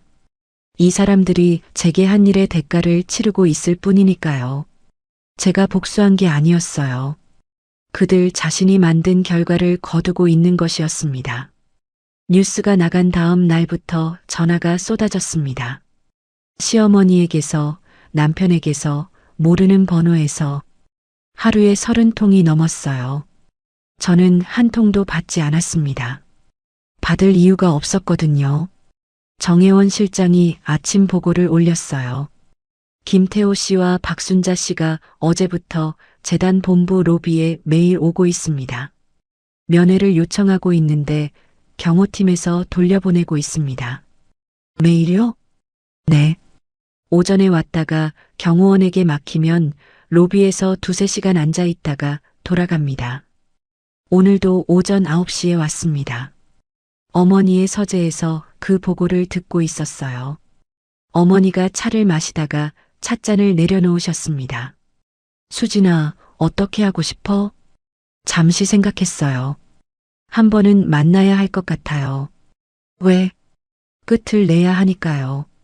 만나지 않으면 저 사람들은 끝이라는 걸 모를 거예요. 어머니가 저를 바라보셨어요. 한참을. 그래. 내가 결정한 거면 그렇게 해. 오후 3시. 재단 본부 20층 응접실. 문이 열리기 전에 심호흡을 했습니다. 가슴이 뛰었어요. 두려움이 아니었습니다. 18년 동안 삼켜왔던 것들이 목구멍까지 차올라 있었거든요. 오늘 그것들을 전부 뱉어내야 했습니다. 문이 열렸어요. 남편이 먼저 보였습니다. 한 달 만에 본 그 사람은 완전히 다른 사람이었어요.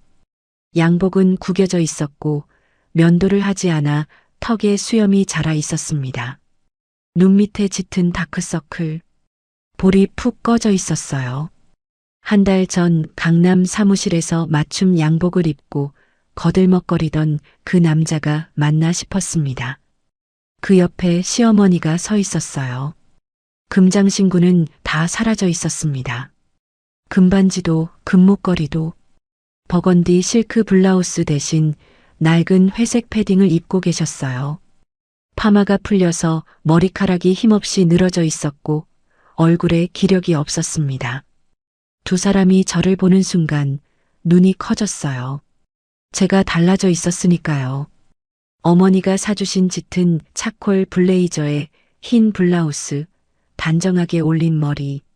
한 달 전 슬리퍼 차림으로 쓰레기 봉투를 안고 쫓겨나던 그 여자와 지금의 저는 다른 사람이었습니다. 남편이 먼저 무릎을 꿇었어요. 응접실 바닥에, 카펫 위에 두 무릎이 동시에 떨어졌습니다. 툭 하는 둔탁한 소리. 수진아. 남편의 목소리가 갈라져 있었어요. 잘못했어. 내가 다 잘못했어. 이혼 안 할게. 제발 한 번만 기회를 줘. 민서랑은 끝냈어. 진짜야. 다 끝냈어. 저는 응접실 소파에 앉아 그 모습을 내려다보고 있었어요. 한 달 전에는 이 사람이 저를 내려다봤었습니다. 변호사 연락처 줄 테니까 서류에 도장 찍어. 그게 너한테 최선이야. 저를 보지도 않으면서 그렇게 말했었죠. 시어머니가 남편 옆에 무릎을 꿇으셨어요. 그리고 이마를 바닥에 찌우셨습니다. 쿵. 카펫이었지만 뼈가 부딪히는 소리가 났어요. 수진아, 어머니가 잘못했다. 한 번만 받아오. 이마를 들었다가 다시 찌우셨어요. 쿵. 또 쿵. 태호가 잘못한 거지.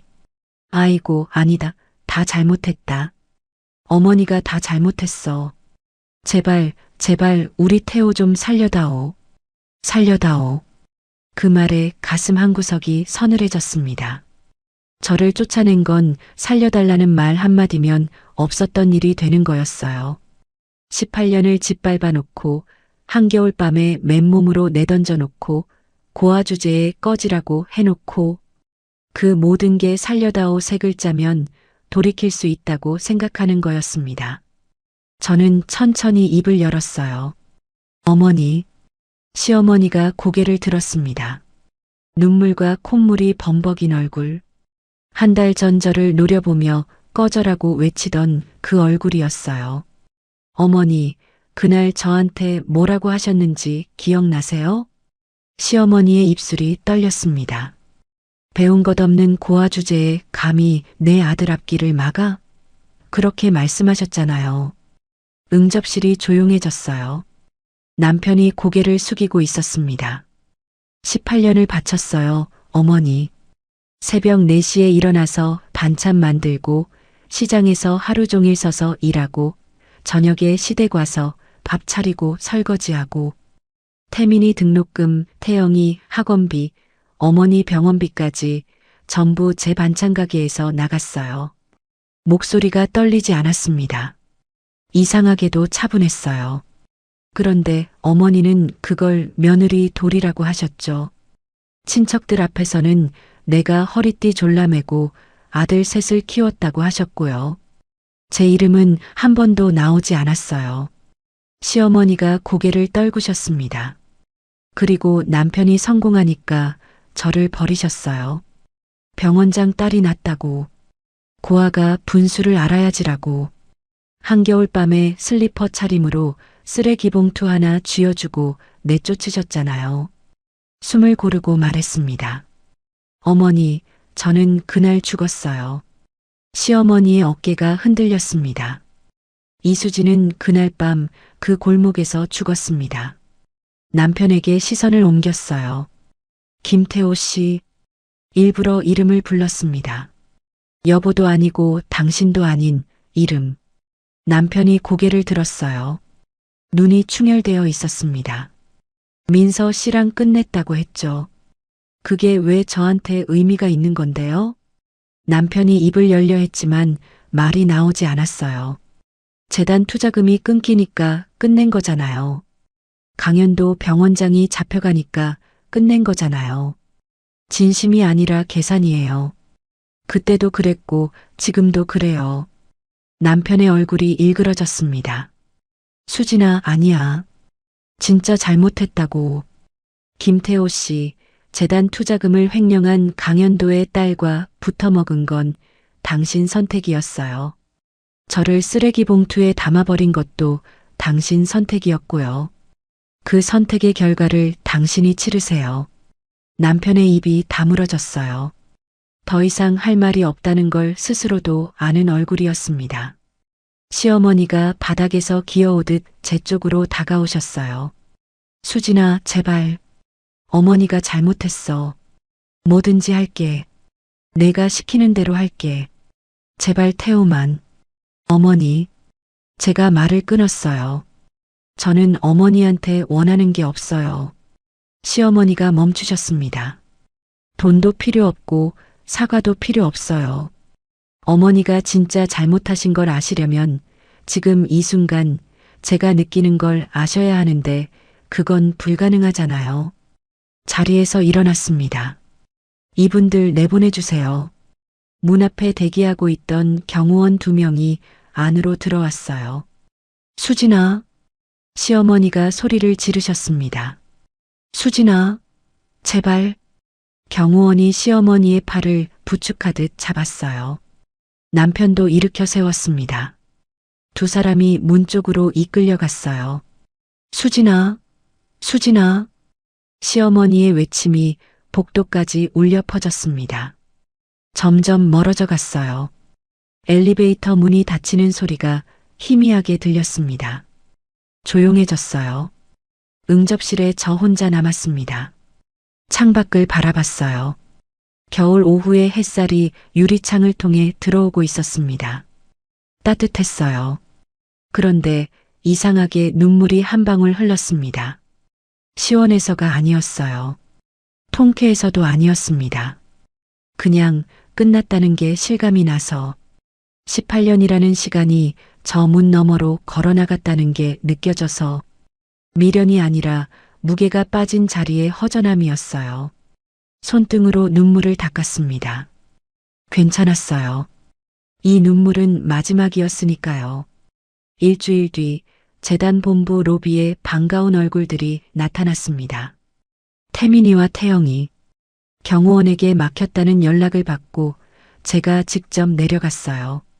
로비에서 두 사람이 서 있었습니다. 태민이는 네이비 스웨터에 깔끔한 셔츠 차림, 태영이는 회색 수트에 안경. 둘 다 긴장한 얼굴이었어요. 저를 보자마자 태민이가 허리를 90도로 숙였습니다. 태영이도 따라서 숙였어요. 형수님, 태민이가 고개를 들며 말했어요. 눈이 벌겋게 충혈되어 있었습니다. 아니, 누나. 그 한마디에 가슴이 뜨거워졌어요. 형수님이라고 부르면 형 집안 사람 같잖아요. 누나는 이제 형 집안 사람이 아니니까 그냥 누나라고 부를게요. 태영이가 한 발짝 앞으로 나왔어요. 눈에 눈물이 그렁그렁했습니다. 누나, 저희가 면목이 없어서 여태 연락도 못했어요. 그때 누나가 쫓겨나는 걸 알면서도 아무것도 못했어요. 저희가 비겁했습니다. 태영이가 무릎을 꿇으려 했어요. 저는 얼른 잡았습니다. 무릎 꿇지 마. 여기서 그러면 안 돼. 누나, 태영아, 태민아. 두 사람을 번갈아 바라봤어요. 너희는 달라. 형하고 어머니가 한 일은 너희 잘못이 아니야. 태민이, 너는 그때 나한테 전화도 해줬잖아. 형한테 얘기도 해봤고 그것만으로도 충분해. 태민이의 눈에서 눈물이 뚝 떨어졌습니다. 누나가 아니었으면 저는 교사가 못 됐어요. 태영이도 회계사가 못 됐고요. 누나가 새벽 4시에 일어나서 반찬 만들어 번 돈으로 우리 공부시킨 거잖아요. 그 은혜를. 됐어. 저는 웃었어요. 진짜 웃음이었습니다. 너희가 잘 살아주는 게 은혜 갚는 거야. 좋은 사람 만나고 좋은 선생님 되고 좋은 회계사 되고 그러면 돼. 두 사람을 끌어안았어요. 로비에서 경호원들이 보든 말든 상관없었습니다. 태민이의 어깨가 들썩였어요. 태영이도 울고 있었습니다.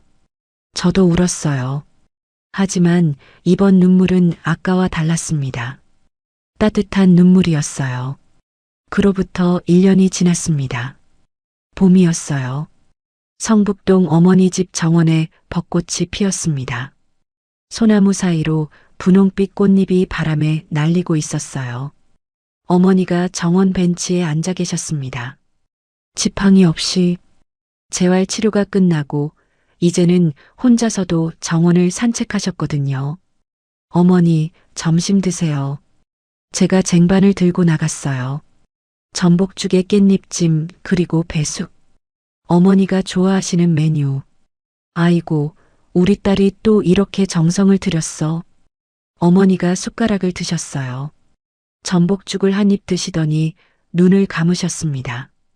수진아, 내가 만든 밥이 세상에서 제일 맛있어. 어머니, 매일 똑같은 말씀하세요. 매일 맛있으니까 매일 하지. 웃었습니다. 둘이서 벚꽃잎이 죽그릇 위로 한 입 떨어졌어요. 어머니가 젓가락으로 집어 올리시며 말씀하셨어요. 벚꽃이 반찬을 하네. 어머니, 그건 반찬이 아니라 꽃잎이에요. 꽃도 반찬이야. 보기 좋으면 다 반찬이지. 어머니의 말씀에 또 웃음이 났어요. 이분과 함께하면 하루에 10번은 웃었습니다. 재단 산하에 수진이네 급식사업단을 설립한 건 석 달 전이었어요. 독거노인과 결식아동에게 무료 급식을 제공하는 사업. 제가 직접 메뉴를 짜고 식재료를 선별하고 조리 과정을 관리했습니다. 반찬 가게에서 11년 동안 쌓은 솜씨가 여기서 쓰이고 있었어요. 남편이 접어라고 했던 그 반찬 가게의 기술이 지금은 하루에 300명의 밥상을 책임지고 있었습니다. 첫 급식소를 연 날 어머니와 함께 갔어요. 어머니가 앞치마를 두르시고 배식대에 서셨습니다. 78세의 이사장님이 국을 퍼담고 계신 거예요.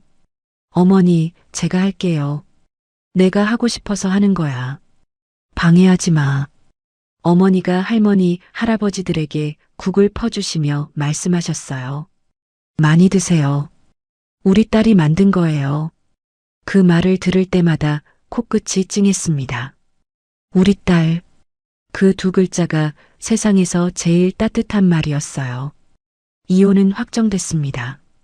최준혁 변호사가 재산분할과 위자료를 받아냈어요. 하지만 태호건설이 부도가 나고 자산이 동결된 상태라 실제로 받을 수 있는 금액은 크지 않았습니다. 상관없었어요. 돈이 중요한 게 아니었으니까요. 김태호는 분식회계 및 사기 혐의로 재판을 받고 있었고 강현도는 횡령과 특수상해, 교사 혐의로 구속 기소된 상태였습니다. 강민선은 아버지의 체포와 해고, 태호와의 결별이 겹치면서 소식이 끊겼다고 들었어요. 시어머니는 아들의 아파트에서 쫓겨나 작은 원룸으로 이사했다고 태민이가 말해줬어요. 누나, 어머니가 요즘 많이 반성하고 계세요. 옛날에 누나한테 했던 말들을 후회한다고. 태민아. 네. 어머니는 어머니대로 살아야지. 나는 이제 내 삶을 살 거야. 전화기 너머로 태민이가 고개를 끄덕이는 게 느껴졌어요. 누나, 알겠어요. 급식소를 마치고 돌아오는 길이었어요. 어머니와 나란히 걸었습니다. 성북동 돌담길 위로 벚꽃이 흩날리고 있었어요. 어머니가 지팡이 없이 걸으셨습니다. 느리지만 확고한 발걸음. 어머니, 응, 저 이제 행복해요. 어머니가 걸음을 멈추셨어요. 저를 올려다보셨습니다. 작은 체구, 은백색 머리카락, 또렷한 눈빛. 수진아, 네, 나도 행복해. 어머니가 제 팔을 잡으셨어요. 가볍게, 그리고 다시 걸으셨습니다. 나란히. 벚꽃잎이 두 사람의 어깨 위로 내려앉았어요. 분홍빛 꽃잎이 봄바람에 실려 돌담길을 따라 흘러갔습니다. 그날 밤 어머니 집 2층 서재에서 일기를 썼어요. 18년을 바쳐도 인정받지 못했습니다. 고아라는 꼬리표가 평생을 따라다녔고 제가 만든 밥은 며느리 도리로 치부됐고 제가 번 돈은 당연한 것이 됐어요. 그런데 한겨울밤 길바닥에서 만난 할머니 한 분이 제 인생을 바꿨습니다. 그분은 제 손을 잡고 고생 많이 했구나라고 말해주셨어요. 18년 동안 아무도 해주지 않은 말을. 그 한마디가 저를 살렸습니다. 세상에 버려졌다고 생각했는데 세상이 저를 다시 안아줬어요. 여러분, 지금 힘드시더라도 포기하지 마세요.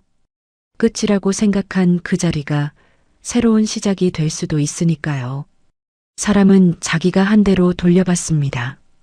은혜를 베풀면 은혜가 돌아오고 사람을 버리면 결국 자기가 버려져요. 제가 그 증거입니다.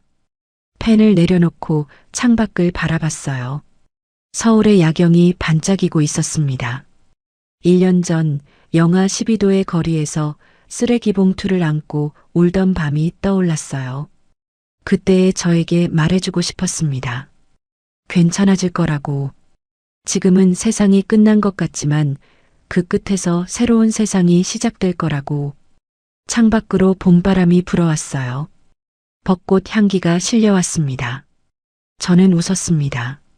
오랫동안